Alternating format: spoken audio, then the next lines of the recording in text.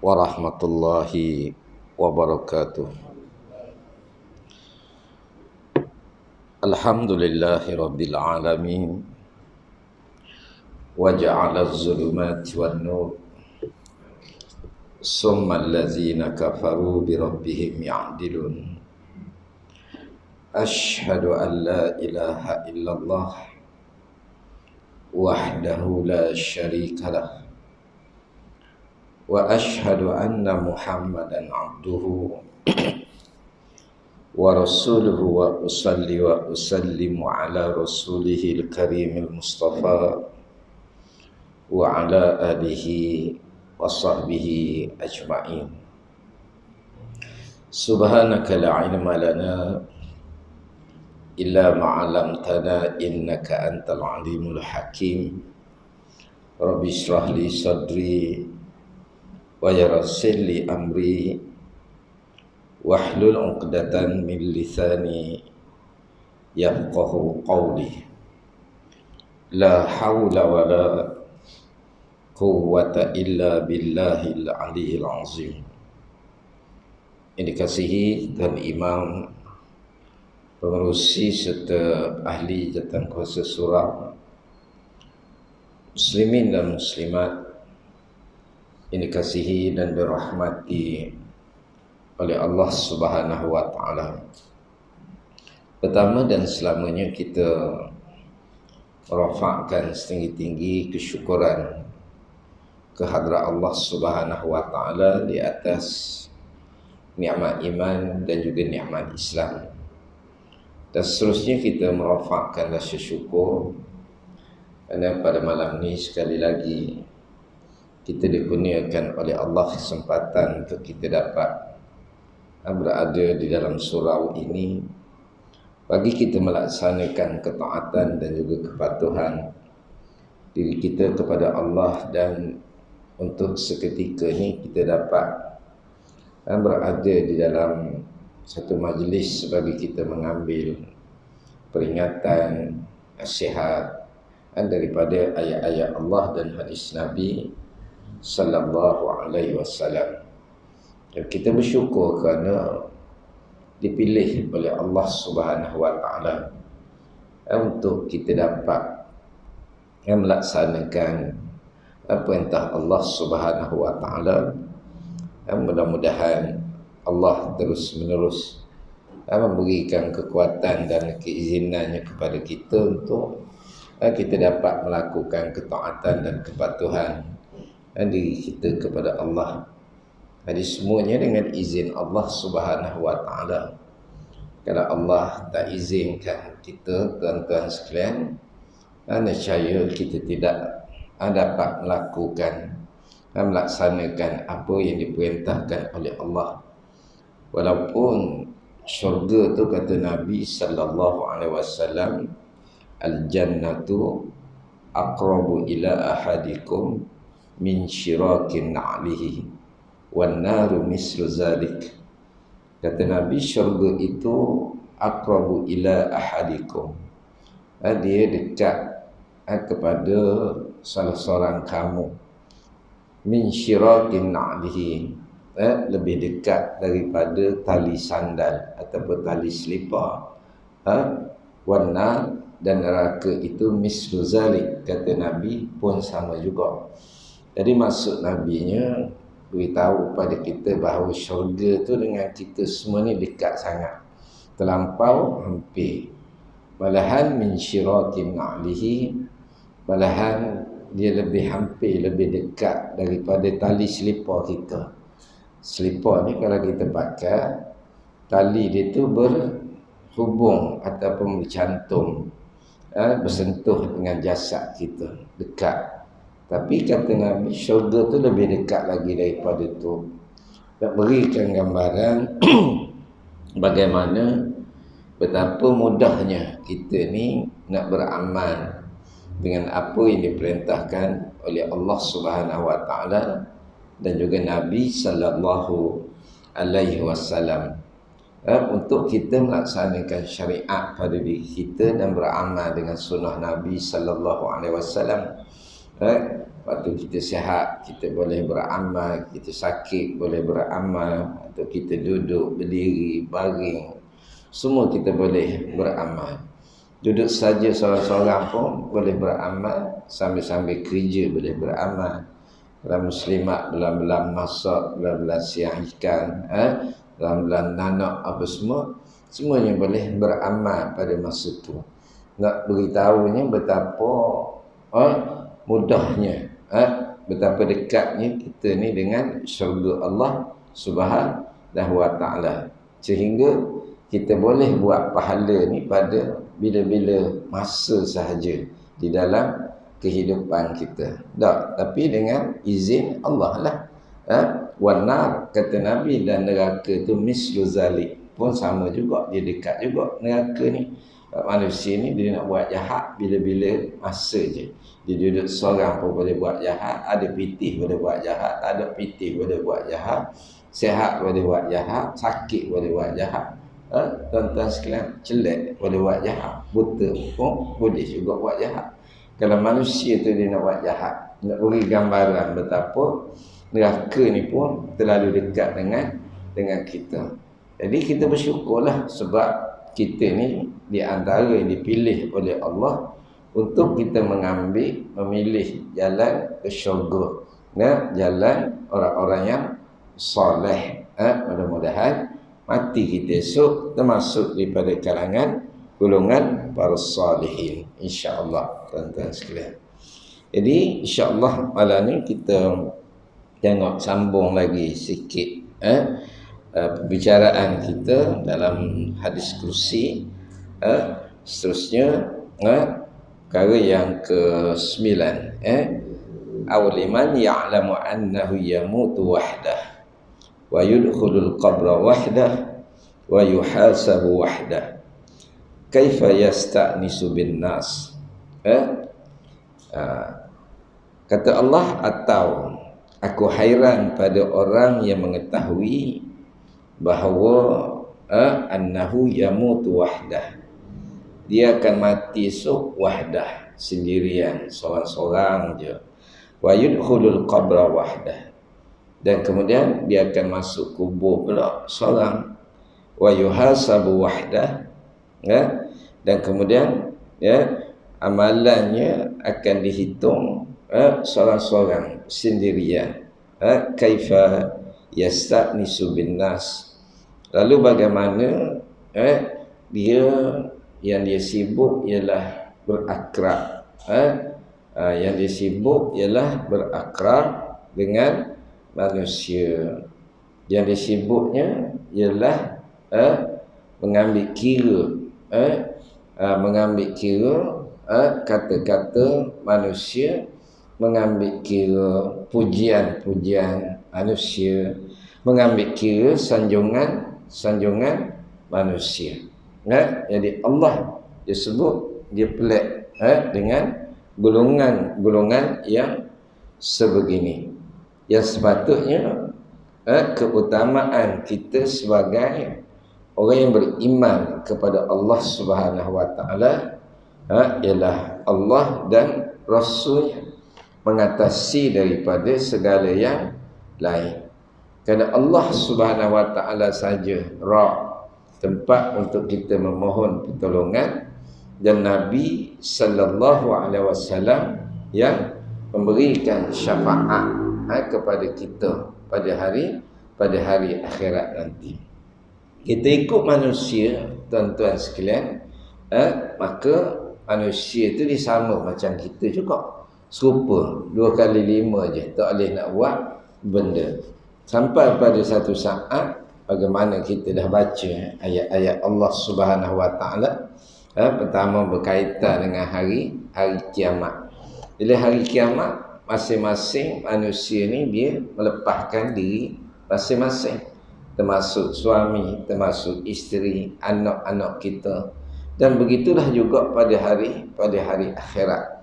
Tuan-tuan sekalian, masing-masing sibuk nak melepaskan diri masing-masing. Dia tak cara belaka dah kita, tuan-tuan sekalian. Oleh kerana itulah kita mesti pertama-tamanya kita melihat apa yang dikehendaki ataupun pandangan Allah dan Rasul sebagai satu-satu keputusan di dalam kita melaksanakan apa yang diperintahkan oleh Allah Subhanahu wa taala. Lepas tu kita tengok sahabat-sahabat Nabi sallallahu alaihi wasallam, tentang dia mengutamakan apa yang dikehendaki Allah dan Rasul, mengatasi daripada keluarga dia sendiri, anak dia sayang, isteri ke, malahan tuan-tuan sekalian sanggup pula mengorbankan segala bentuk harta benda, kesenangan dalam kehidupan, semata-mata kerana itu adalah perintah daripada Allah Subhanahu wa ta'ala. Kerana itulah tempat pandangan Allah. Innallaha ta'ala la yanzuru ila suwarikum wa amwalikum wa innama yanzuru ila qulubikum wa a'malikum. Itu tempat pandangan Allah. Allah bukan dia pandang benda tu pun, dia tak pandang rupa. Kita kalau kita mikir tuan-tuan sekalian, mikir bab rupa, mengutamakan rupa tuan-tuan sekalian, kita tengok sendiri depan mata kita, ramai-ramai orang-orang hak comel, orang-orang hak cantik atas muka bumi ni tuan-tuan sekalian, tapi hidup di dalam keadaan kesesatan, hidup dalam keadaan sesat, dalam keadaan hina, dalam keadaan yang hina. Dan kemudian benda tu pula dia tidak kekal pun tuan-tuan sekalian, tak selama-lamanya. Masuk dalam kubur esok tinggal terkawak kering belaka semua tuan-tuan sekalian. Huduh. Nak ceritanya itulah sifat sifat manusia tuan-tuan sekalian. Itu kita tengok sahabat-sahabat Nabi sallallahu alaihi wasallam. Antaranya hak kita boleh ambil cerita kisah sesuai dengan apa yang Allah Taala sebut ni, ialah kisah seorang sahabat Nabi yang bernama Julaibib radhiyallahu anhu. Julaibib ni tak ada bin. Kalau sahabat lain ada bin Sa'ad bin Abi Waqqas, Mu'az bin Jabal, macam-macam lah nama, ada bin. Tapi dia ni tak ada bin. Sebab tuan-tuan sekalian tak tahu dia ni apa keturunan dia. Waktu Nabi sallallahu alaihi wasallam sampai di Madinah, Julaibib ni umur dia lebih kurang 10 tahun begitu. Dalam 10 tahun dia budak lagi, dan dia Ahlus Suffah, iaitu orang hak tidur di masjid. Banyak riwayat-riwayat, di antaranya Anas bin Malik yang banyak meriwayatkan tentang kisah Julaibib ni tuan-tuan sekalian. Sebab Anas bin Malik ni dia duduk dengan Nabi ketika usia dia kecil. Bila Nabi berhijrah sampai di Madinah, orang-orang Madinah ni dia pakat bagi bagi hadiah ke Nabi sallallahu alaihi wasallam. Bagi hadiah. Jadi mak Anas bin Malik ni dia tak ada harta, dia miskin. Lalu dia bawa Anas bin Malik, ringkas jelah ceritanya, bawa Anas bin Malik ni, bawa dia serah ke Nabi. Nak ui harta, ui pitih tak ada, nak ui tu tak ada, maka ambil anak aku ni buat khadam kamu. Jadi Anas bin Malik ni sahabat yang ketiga paling banyak meriwayatkan hadis. Yang pertama Abu Hurairah, yang kedua Abdullah bin Umar, dan yang ketiganya Anas bin Malik. Anas bin Malik ni dia ada seorang abang sahabat juga, iaitu Al-Bara' bin Malik. Al-Bara' bin Malik ni dia berbeza watak dua tu. Anas bin Malik ni seorang ilmuwan, sahabat yang alim. Al-Bara' bin Malik ni dia orang yang pembengis, pemberani, berani melampau. Sampai Sayyidina Umar pesan jangan bagi kepada Al-Bara' bin Malik ni mengetuai angkatan tentera. Sebab Sayyidina Umar kata bimbang dia membawa kekalahan kepada tentera Islam disebabkan keberanian dia yang melampau. Dia memang melampau, berani. Tak masa Hizbul Riddah, tuan-tuan sekalian, ketika tentera Musailamah ni masuk dalam kubu Yamamah, perang tu di Yamamah, puak ni murtad, tuan-tuan sekalian, lari masuk kubu, jadi tak boleh nak masuk. Al-Bara' bin Malik ni dia suruh orang pelekong dia dengan manjanik masuk dalam kubu, solang dia, tuan-tuan. Memang gila lah. Agak strategi dia tu, dia tak ikut strategi. Tuan-tuan sekalian, dia ikut berani dia je. Ikut berani dia. Itu abang pada Anas bin Malik. Nanti ada masa kita cerita tentang dia. Dia Al-Bara' bin Malik ni, dia berani, kalau istilah kita sebut, berani bodoh lah tak? Berani bodoh. Dia berani berdoa lalu. Jadi memang Sayyidina Umar pesan dia jangan jadi ketua dalam angkatan tentera. Tak, beza dengan Khalid bin Al-Walid. Khalid Al-Walid ni dia tak pernah kalah dalam peperangan, mengetuai peperangan. Sama ada ketika dia kafir, dan selepas dia masuk Islam sekalipun dia tak pernah kalah. Tapi gitulah, dia cuma menghafal 5 surah je. Kalau sahabat sebut 5 surah pendek je. Tak boleh pergi menghafal. Jadi tuan-tuan jangan pula malah ngapal buat hujah tu pula. Saya ikut Khalid bin Al-Walid. Daripada ngapal qul huwallahu inna a'taina. Waktu je dah kita ikut Khalid bin Al-Walid. Padang gitulah tuan-tuan sekalian.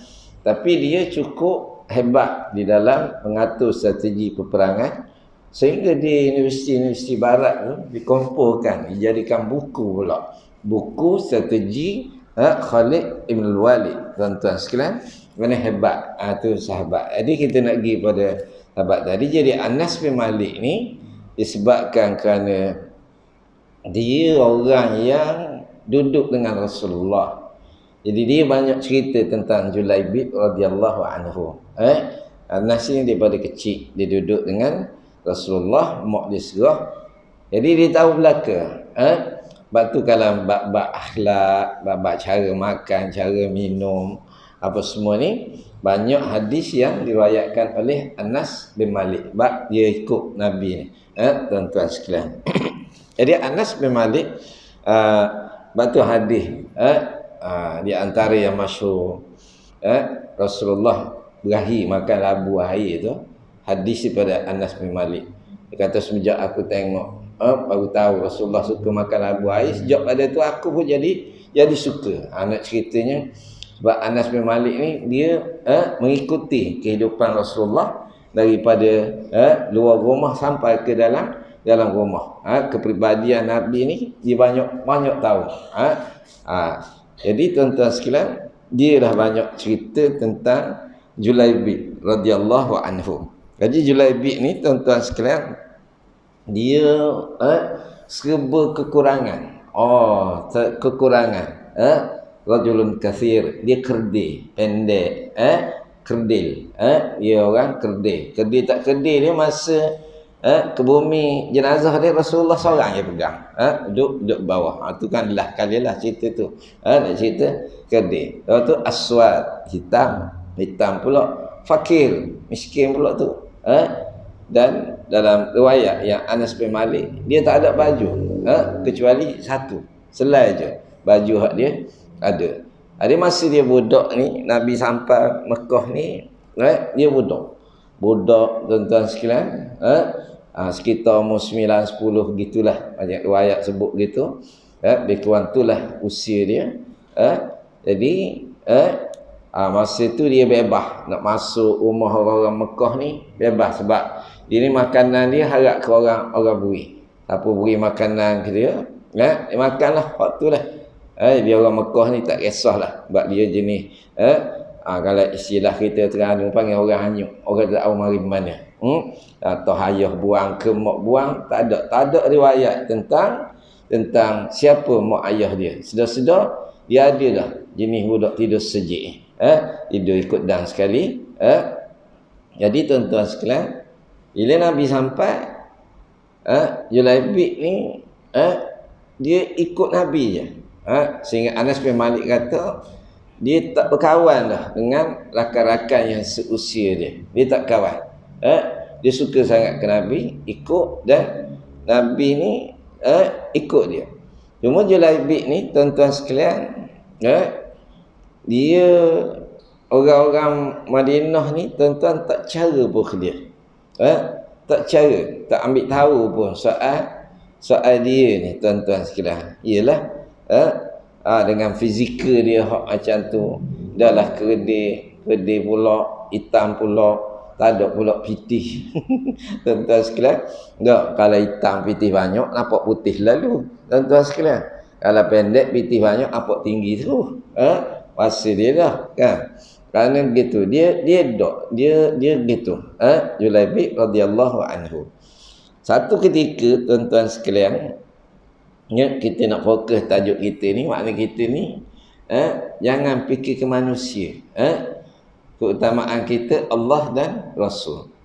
Jadi satu ketika tuan-tuan sekalian, Rasulullah sallallahu alaihi wasallam bila Julaibib ni dah sampai pada usia boleh nikah dah, boleh nikah, tuan-tuan sekalian, Rasulullah pun tanya dia mau nak nikah ke tak. Dia kata nak. Dia tak apa nak, dia senyum. Anas bin Malik sebut dia senyum ya. Dia senyum, tuan-tuan sekalian. Lalu dia tak jawab sepatah. Dia pergi tinggal Rasulullah. Esok Rasulullah tanya lagi. Bila tanya lagi, tuan-tuan sekalian, dia senyum juga.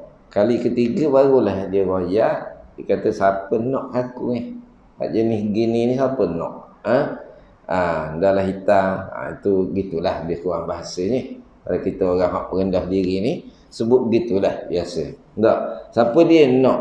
Apa dia nak aku ni? Tak ada orang nak aku ni hitam. Dah lah tu pendek pula. Kedai pula. Waktu miskin pula. Siapa nak?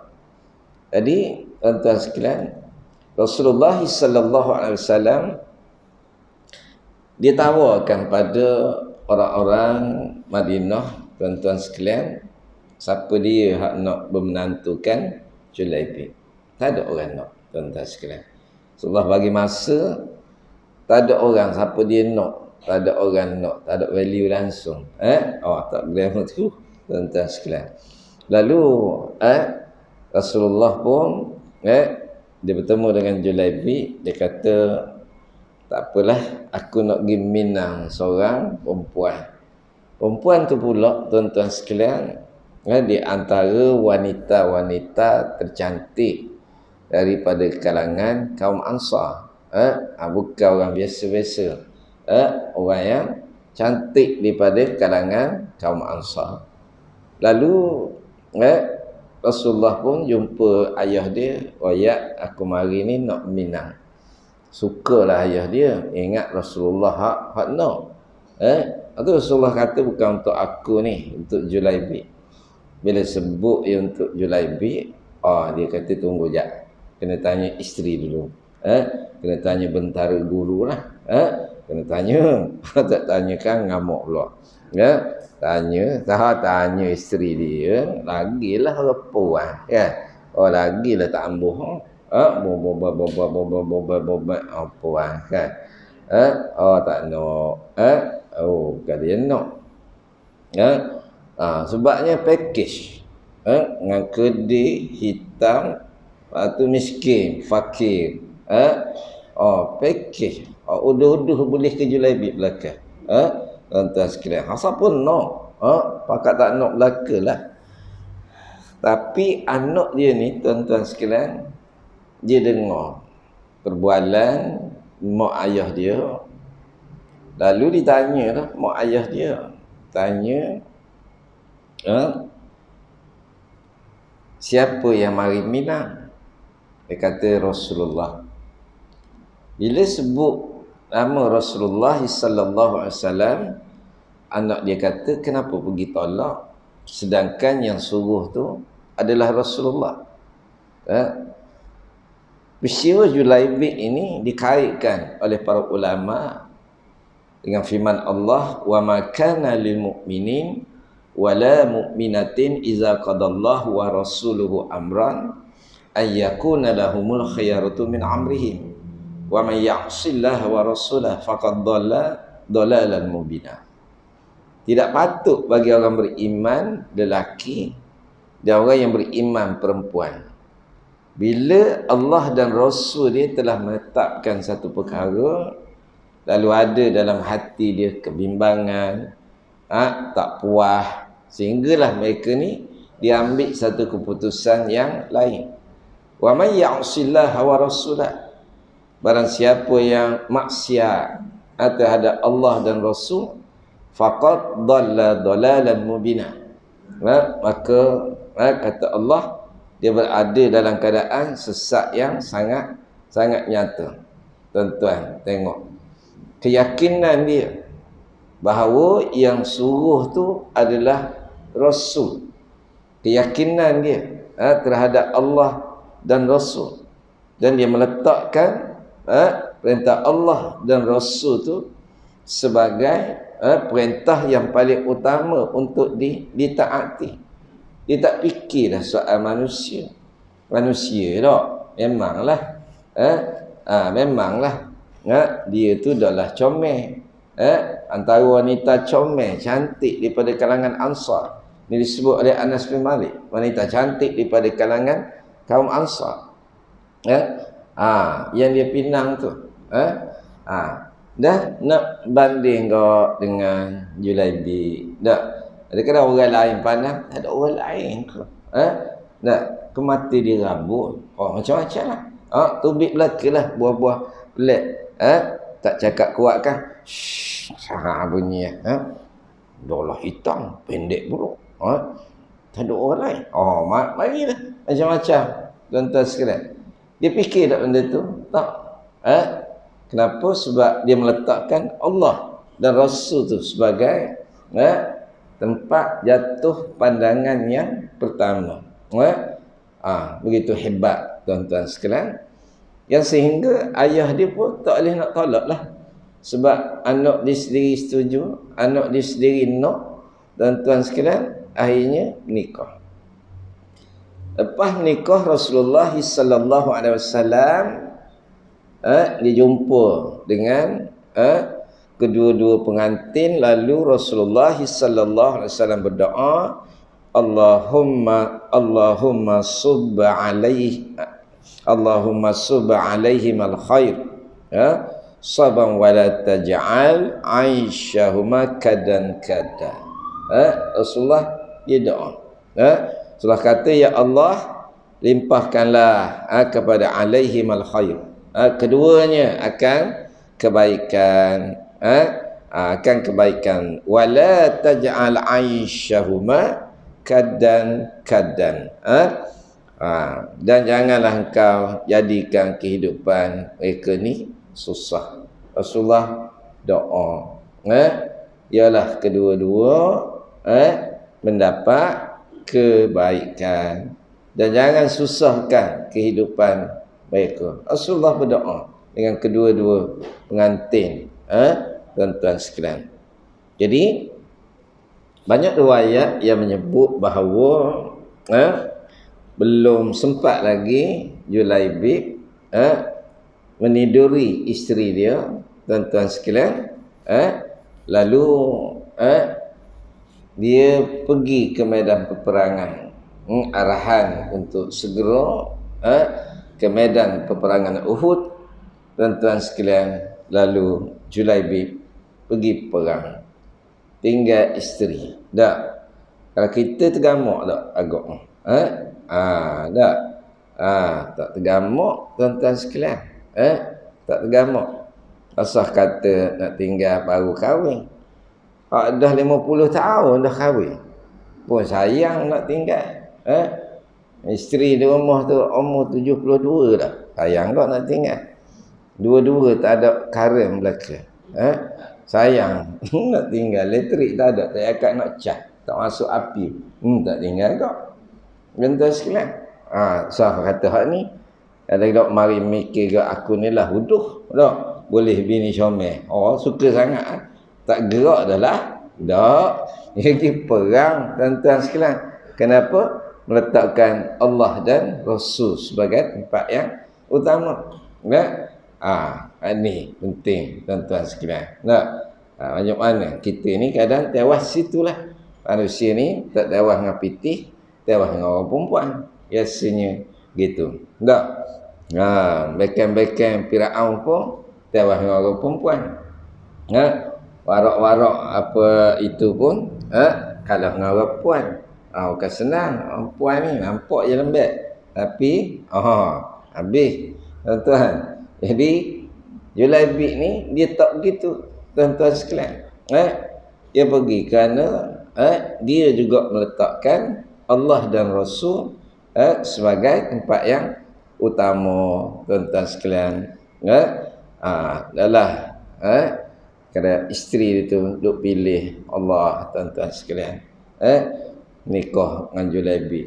Bukan senang. Tuan-tuan kita cakap, kita ni dengar cerita, boleh lah. Dengar cerita. Cerita perjuangan. Tinggi-tinggi kita giling kepala, Allah hebat. Lepas tu kita sendiri boleh dah agak. Kan? Nabi sebut dalam hadis tu, nikah seorang tu kerana apa? Pertama, kerana rupa. Kedua, kerana harta. Tiga, kerana keturunan. Keempat, kerana agama. Maka daripada keempat-empat sebab tu, maka keutamaannya ialah beragama. Tak? Kalau ada empat-empat tu, maka itu lebih utama. Ada empat tu, itu lebih utama. Ada empat, ada package. Comel-pejomel, duit pun ada, lepas tu keturunan pun baik-baik, lepas tu beragama. Tapi jaranglah ada gitu. Jarang-jarang. Tapi daripada pilihan-pilihan tu, satu hak jangan tinggal, iaitu beragama. Mesti itu menjadi pilihan utama. Kalaulah dia tak ada dah tiga-tiga tu, tak ada belaka, tuan-tuan. Dah lah tak comel, pitih pula tak ada. Lepas tu keturunan pun Pirate of Caribbean, tuan-tuan sekalian. Lepas tu dia ada agama, pilih. Mana nak cerita? Pilih yang beragama. Sampai Imam Nawawi dalam syarah hadis ni dia sebut, kalau wanita Habsi, rambut keriting, bibir tebal, hitam, tapi solehah, maka itu lebih utama untuk dijadikan isteri berbanding dengan wanita Arab yang berkulit licin. Nak cerita tapi tidak solehah. Atau kulit licin, comel tapi tak solehah. Ni pula rambut keriting, hitam, bibir tebal, jojo bibir macam ikan lumba. Tuan-tuan sekalian. Maka dia suruh ambil hak ni, itu lebih utama. Tak, katanya muslimin. Gamak. Tak jawab. Dah. Tanya ustaz. Saya orang tak teh lagi. Tanya ustaz, saya tak ada lagi negro nak saya. Gitu je lah. Saya boleh jawab. Nak jawab kau lagi. Mana nak cerita betapa pentingnya agama tu pada pandangan Islam. Untuk kita jadikan. Tapi orang muslimat ni dia kebanyakan yang dia pilih adalah orang yang buat baik dengan dia. Dah. Gitulah. Dah. Dia satu trend suka orang kelakar. Budak ni, budak puan lah ni. Dia tahulah perempuan ni dia suka hiburan. Suka hiburan. Jadi cari suami pun kelakar. Suka sangat dia. Dia nak berhibur kerja. Kata muslimat saya cadang. Budak-budak muda perempuan ni kalau suka hiburan sangat, nikah dengan orang tua senang. Umur 70, 80 tu. Waktu memang tak tidur malam tu. Hari pertama kahwin, dia boleh cerita daripada zaman Boh Merah, zaman Jepun dia cerita panjang. Tak ada apa, galik je lah. Dah suka sangat ke cerita. Tak, tengok Korea sampai tak maya bang, apa semua suka sangat. Balik nikah umur 80. Cerita banyak. Tak habis. Nikah 3 bulan tak habis lagi cerita. Awak dah ngau putih dah Jepun dah makan ubi kayu. Oh, duk pikul watan ni buang buat jambatan apa semua cerita habis. Oh, dah nak sangat. Itu cadangan bukan paksaan. Jadi senang, tak payah beli TV. Cadangan cerita je. Pakcik-pakcik ni pun sanggup je, tak ada hal. Dia tu saya bergurau sikit malam ni. Lepas tu, tuan-tuan sekalian, jadi mati syahid lah Julaibib ni, mati syahid tuan-tuan sekalian. Mati syahid. Selepas daripada dia mati tu, sahabat-sahabat ni berhimpun lah. Berhimpun anan Nabi sallallahu alaihi wasallam. Lepas tu Nabi pun dia tanyalah, dia tanya pada sahabat-sahabat ni, dia kata, adakah kamu ni ada kehilangan sahabat, ada kehilangan seseorang min ahadin. Lepas tu sahabat pun qalu na'am. Sahabat kata ada fulanan wa fulanan wa fulanan. Sebut nama orang ni, orang ni hilang, orang ni hilang, orang ni hilang.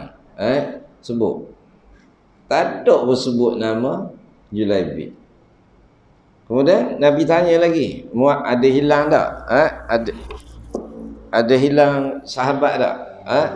Ada. Sahabat sebut na'am fulanan wa fulanan wa fulanan. Tuan-tuan sekalian, dia bilang lagi nama orang tu, nama orang ni, nama orang tu, sebut. Tak ada sebut pun nama Julaibib.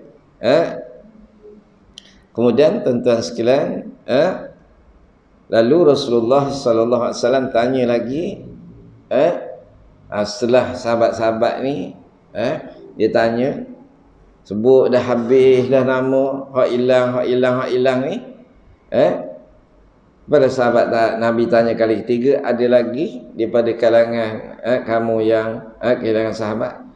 Ada kata lah, tak ada lah. Kerana dah sebut dah belaka nama. Tak sebut juga nama Julaibib. Nak cerita Julaibib ni tak ada dalam hati orang lain. Tak ada. Tak glamour langsung. Baik tuan-tuan sekalian. Lalu Rasulullah sallallahu alaihi wasallam dia kata lakinni afqiru Julaibib. Lalu kata Rasulullah, aku kehilangan Julaibib. Bayangkanlah. Julaibib ni duduk dalam hati Nabi sallallahu alaihi wasallam. Tuan-tuan sekalian. Sebab itu bila bertemu dengan jenazah Julaibib, Rasulullah kata haza minni wa ana minhu. Haza minni wa ana minhu. Rasulullah kata dia tu adalah aku adalah dia. Bahasa puisi sikit. Nak cerita Julaibib dengan Rasulullah sallallahu alaihi wasallam itu bercantum hatinya. Bercantum hati Julaibib cinta kepada Rasulullah dan Rasulullah juga cinta kepada Julaibib. Di sekeliling Julaibib itu ada 7 orang kafir hak mati, tuan-tuan sekalian. Yang mati dibunuh oleh Julaibib. Jadi tuan-tuan, ketika Julaibib ni dikuburkan, Rasulullah seorang je, tuan-tuan, masuk dalam liang, diangkat seorang. Bak Julaibib ni kecil.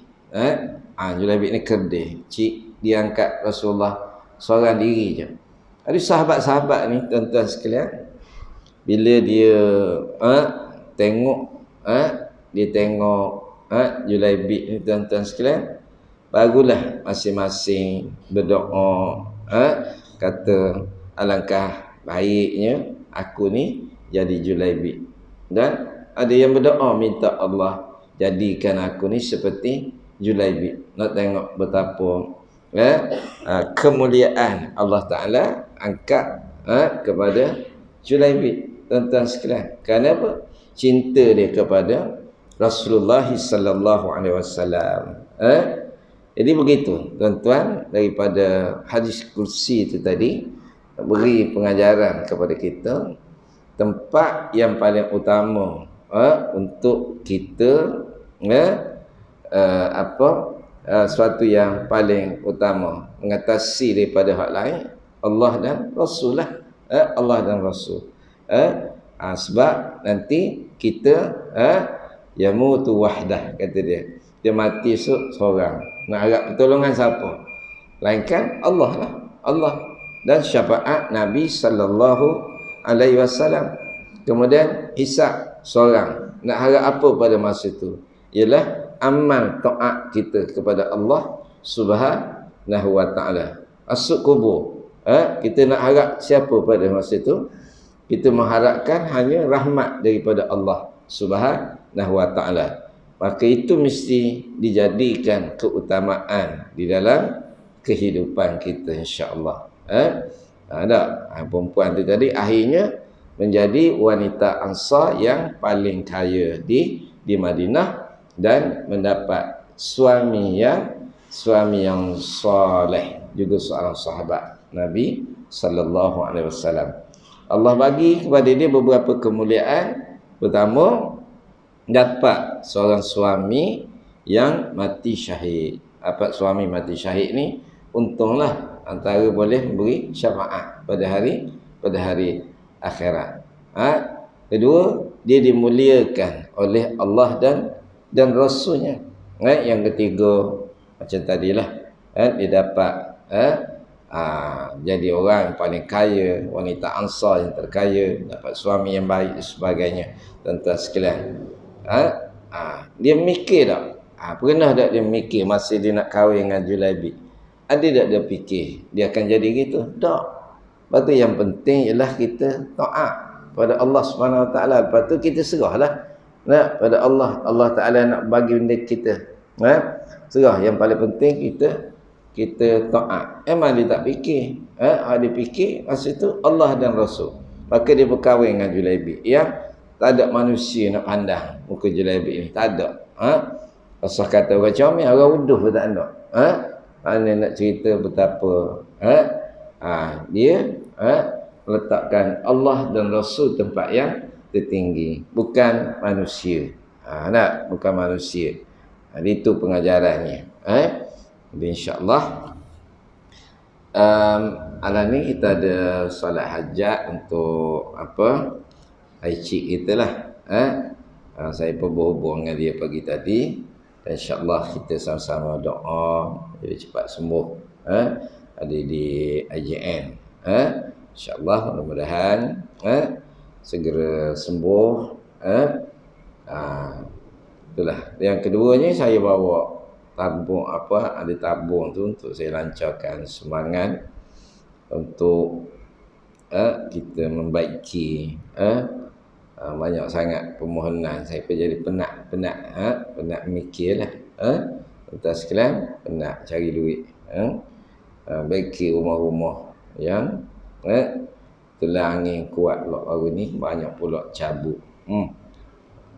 Cabut atap, cabutlah kepala kita pula. Ini kepala. Jadi ada macam-macam.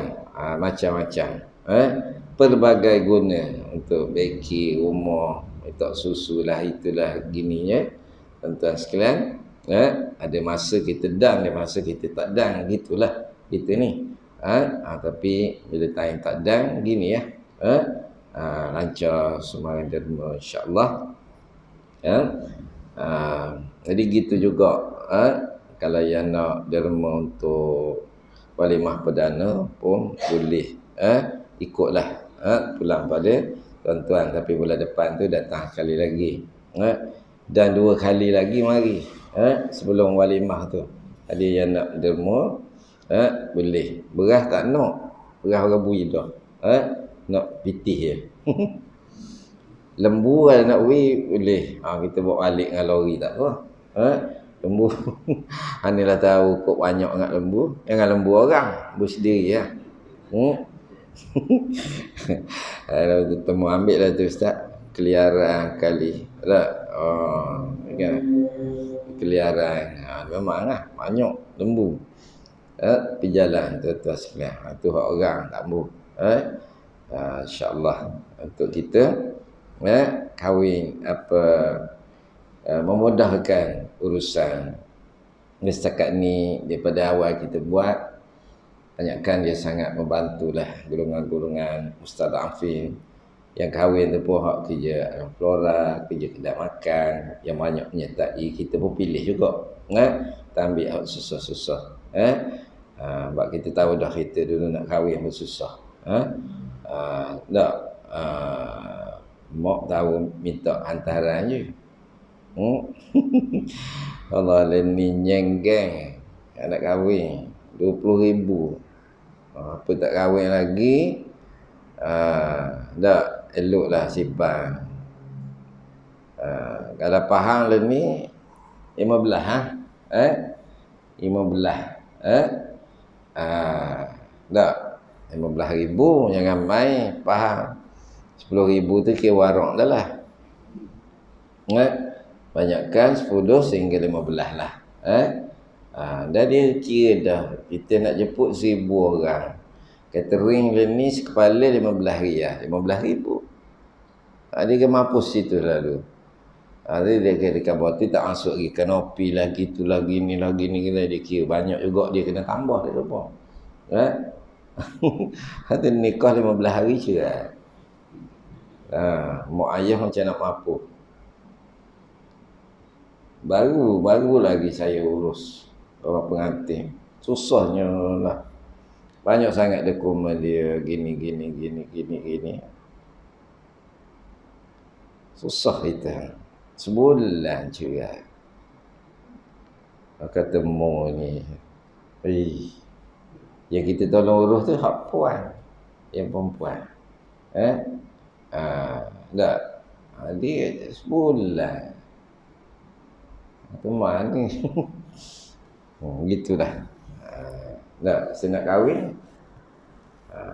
Lepas tu kalau kerana Allah dan Rasul, maka benda-benda gitu tak ada. Bila kerana Allah dan Rasul. Tapi payahlah. InsyaAllah kita solat hajat lah selepas daripada solat isyak pada Aisyik kita insyaAllah. Jadi terima kasihlah pada semua yang menyumbang. Mudah-mudahan Allah lipat gandakan balasannya di hari akhirat nanti insyaAllah. Wallahu a'lam. Assalamualaikum warahmatullahi wabarakatuh.